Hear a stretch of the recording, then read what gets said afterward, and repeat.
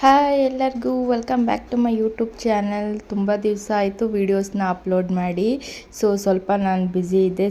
ಊರಿಗೆಲ್ಲ ಹೋಗಬೇಕಾಗಿತ್ತಲ್ಲ, ಹಾಗಾಗಿ ನಾನು ವಿಡಿಯೋ ಮಾಡೋಕ್ಕಾಗಿಲ್ಲ. ಇವತ್ತು ಡಾಬಾ ಸ್ಟೈಲ್ನಲ್ಲಿ ಎಗ್ ಕರಿ ಹೇಗೆ ಮಾಡೋದು ಅಂತ ನಾನು ನಿಮಗೆ ಹೇಳ್ಕೊಡ್ತೀನಿ. ಅದು ಚಪಾತಿಗೆ ರೋಟಿಗೆ ಅಂತೂ ತುಂಬಾ ಚೆನ್ನಾಗಿರುತ್ತೆ ಕಾಂಬಿನೇಷನು. ಇದು ಯಾವ ರೀತಿ ಮಾಡೋಣ ಅಂತ ನೋಡ್ಕೊಂಬರೋಣ ಬನ್ನಿ. ರುಬ್ಬೋದಕ್ಕೆ ಇಲ್ಲಿ ನಾನು ಒಂದು 7-8 ಗೋಡಂಬಿ ತೊಗೊಂಡಿದ್ದೀನಿ. ಚಕ್ಕೆ, ಲವಂಗ, ಹಾಗೆ ಬೆಳ್ಳುಳ್ಳಿ, ಒಂದು ಏಲಕ್ಕಿ, ಹಾಗೆ ಶುಂಠಿ. ಬೆಳ್ಳುಳ್ಳಿನ ಸಿಪ್ಪೆ ಬಿಡಿಸಿ ಇಟ್ಕೊಬೇಕು. ಗೋಡಂಬಿ ಹಾಕೋದ್ರಿಂದ ಕ್ರಿಸ್ಪಿಯಾಗಿ ಚೆನ್ನಾಗಿ ಗ್ರೇವಿ ಚೆನ್ನಾಗಿರುತ್ತೆ. ಹಾಗೆ ಒಂದು 1/4 ಕಪ್ಪಷ್ಟು ಕಾಯಿ ತೊಗೊಂಡಿದ್ದೀನಿ. ಹಾಗೆ 1-2 ಟೊಮೊಟೊ. ಇದಿಷ್ಟನ್ನು ಹಾಕ್ಕೊಂಡು ಚೆನ್ನಾಗಿ ರುಬ್ಕೊಬೇಕು. ಇದಾದಮೇಲೆ ನಾನಿಲ್ಲಿ ಮೊಟ್ಟೆನ ಆಲ್ರೆಡಿ ಬೇಯಿಸ್ಕೊಂಡಿದ್ದೀನಿ. ಬೇಯಿಸ್ಕೊಂಡ್ಮೇಲೆ ಈ ರೀತಿ ಮೊಟ್ಟೆನ ಮಧ್ಯಭಾಗ ಸೈಡ್ ಭಾಗದಲ್ಲಿ ಈ ರೀತಿ ಕಟ್ ಮಾಡ್ಕೊಳ್ಳೋದ್ರಿಂದ ಮಸಾಲೆ ಅದರೊಳಗಡೆ ಚೆನ್ನಾಗಿ ಹಿಡಿಯುತ್ತೆ, ಒಳಗಡೆ ಎಲ್ಲ ಚೆನ್ನಾಗಿ ಮಸಾಲೆ ಹೋಗುತ್ತೆ. ಹಾಗಾಗಿ ಆ ರೀತಿ ನಾವು ಎಷ್ಟು ಮೊಟ್ಟೆ ಬೇಯಿಸ್ಕೊಂಡಿದ್ದೀವಿ ಅಷ್ಟನ್ನು ಅದೇ ರೀತಿ ಮಾಡ್ಕೊಬೇಕು. ಈಗ ಯಾವ ರೀತಿ ಮಾಡೋದು ಅಂತ ನೋಡೋಣ ಬನ್ನಿ.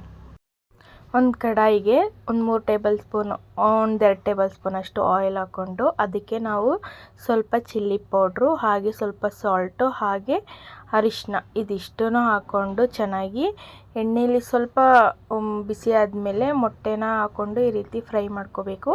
ಜಾಸ್ತಿ ಫ್ರೈ ಮಾಡಬಾರ್ದು, ಅದು ಸ್ವಲ್ಪ ರಬ್ಬರ್ ಥರ ಆಗೋಗುತ್ತೆ, ತಿನ್ನೋಕ್ಕಾಗಲ್ಲ. 1-2 ನಿಮಿಷ ಈ ರೀತಿ ಬಾಡಿಸ್ಕೊಂಡು ಅದನ್ನು ಎತ್ತಿಟ್ಕೊಬೇಕು.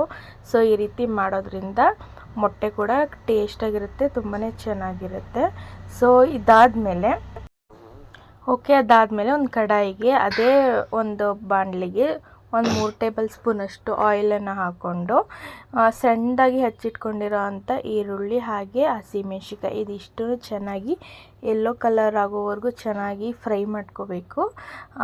ಈ ಫ್ರೈ ಎಲ್ಲ ಆದಮೇಲೆ ಚೆನ್ನಾಗಿ 1-2 ನಿಮಿಷ ಪ್ಲೇಟ್ನ ಮುಚ್ಚಿ ಚೆನ್ನಾಗಿ ಫ್ರೈ ಮಾಡ್ಕೊಳ್ಳಿ. ಅದಾದಮೇಲೆ ಸ್ಪೈಸಸ್ ಕೂಡ ಆ್ಯಡ್ ಮಾಡ್ಕೊಳ್ಳೋಣ.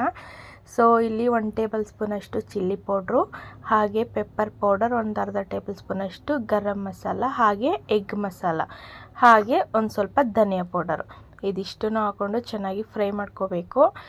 ಇದರದ್ದು ಸ್ಮೆಲ್ ಹೋಗೋವರೆಗೂ, ಹಸಿ ಸ್ಮೆಲ್ ಹೋಗೋ ತನಕ ನಾವು ಈ ರೀತಿ ಸ್ವಲ್ಪ ನೀರನ್ನು ಹಾಕ್ಕೊಂಡು ಚೆನ್ನಾಗಿ ಫ್ರೈ ಮಾಡ್ಕೋಬೇಕು. ಇದಾದಮೇಲೆ ನಾವೇನು ರುಬ್ಕೊಂಡಿರ್ತೀವಿ ಆ ಮಿಶ್ರಣನ ಹಾಕಬೇಕು. ಅದನ್ನು ಹಾಕಿ ಚೆನ್ನಾಗಿ ಫ್ರೈ ಆಗಿ ಎಣ್ಣೆ ಅಂಶ ಎಲ್ಲ ಬಿಡಬೇಕು.